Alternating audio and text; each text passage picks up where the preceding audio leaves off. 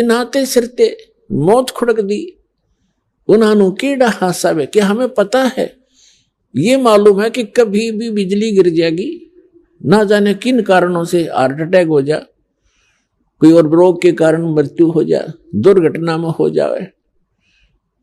और यहां पता नहीं के बिजली गिर जा। जैसे उत्तराखंड के अंदर गए थे केदारनाथ का माथा टेकने और कल्याण कराने, और वो क्या हो गया वहां पर, एक सेकंड में आराम से बैठे बतला रहे थे।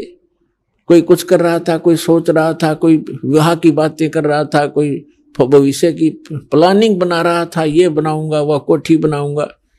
और 1 मिनट में बादल फट गया, इतना भयंकर फ्लड आ गई कि सब कुछ बहा दिया, उनके नामो निशान नहीं। काफी लोगों का तो 100 भी नहीं मिले, मलबे के अंदर दब गए।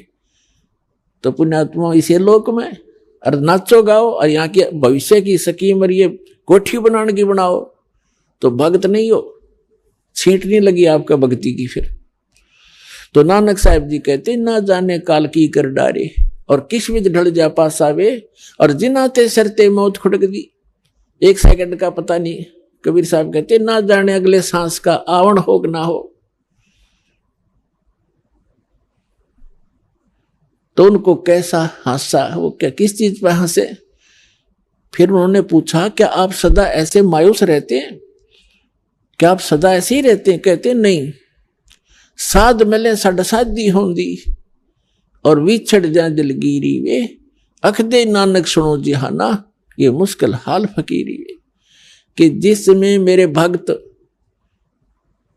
मेरे शिष्य जब वापस आते हैं सत्संग श्रवण करने के लिए, और ये यूं के यूं आ जाते हैं, तो मुझे खुशी होती है। क्योंकि पहले स्टार्ट में बहुत ही कम श्रद्धालु उनकी शरण में आए थे, क्योंकि वो ज्ञान, पहले वो हिंदू धर्म में जन्मे थे नानक साहब जी, और फिर उसके बाद ये हमारा मार्ग तो एकदम विपरीत है। उसमें लोग शिक्षित थे नहीं, तो उनकी मार्ग को स्वीकार करने वाले उस समय बहुत कम थे।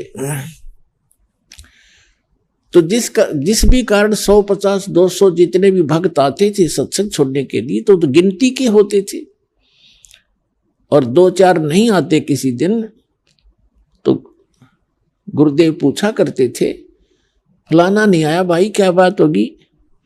जब उसको ये पता लगता था उनको कि वो कोई किसी काम बस नहीं आया, तो कोई बात नहीं। और 1-2 ऐसे भी होते थे जो दूसरे सिरफिरे संत, उनके शिष्य उनको गुमराह कर लेते थे, बहका देते थे। तो वो नानक साहब जी कहते हैं कि जब ये सभी भक्त मेरे वापस आते हैं, क्योंकि संसार के अंदर भक्ति करना बड़ा दुर्भर हो गया है। कारण क्या है कि सत्य ज्ञान देने वाला एक और भ्रमित करने वाले करोड़ों की संख्या में। तो क्या वो कहा करते थे कि साध मिले सड साधी होंदी और विछड़ जाए दिलगीरी वे। जब ये यहां से जाते हैं तब मुझे मायूसी हो जाती है कि कहीं कोई मेरी फसल में कीड़ा ना लग जा। इन भोली आत्माओं को मुश्किल से सिरे चढ़ाया है ये ज्ञान मार्ग दे करके, और ये सिर फिरे पता नहीं कितने नकली पंथ फिरे हैं, और इन भोली आत्माओं को गुमराह ना कर दें। जब ये यूं के यूं आ जाते हैं, तब उस दिन मेरी खुशी का कोई ठिकाना नहीं रहता कि इनका कल्याण हो जाएगा। ये भ्रमित नहीं हुए हैं। साध मिले सड साधी होंदी, साधी माने खुशी, और विछड़ जाए दिलगीरी वे। जब ये विछड़ जाते हैं तो मेरे दिल में बड़ा दुख होता है। ये बात सताती रहती है, कहीं इन बच्चों को कोई गुमराह ना कर दे, इनका जीवन नाश हो जा। अख दे नानक सुनो जिहाना, ये मुश्किल हाल फकीरी वे। इस भक्ति का करना बड़ा कठिन है, क्योंकि अन्य साधनाएं तो परंपरागत है, उसमें तो कोई ये कहने वाला ही नहीं है कि आप ये ना करो, ये गलत है। जो कर रहा है वो ठीक है, हाँ बस बिल्कुल बहुत अच्छा, मैं ये करता हूं, आप क्या करते हो, मैं ये करता हूं, बस ठीक है, आप भी करो हम भी कर रहे हैं। और इसमें यहां कहना पड़ता है कि नहीं ये नहीं करना, ये नहीं करना, ये करना।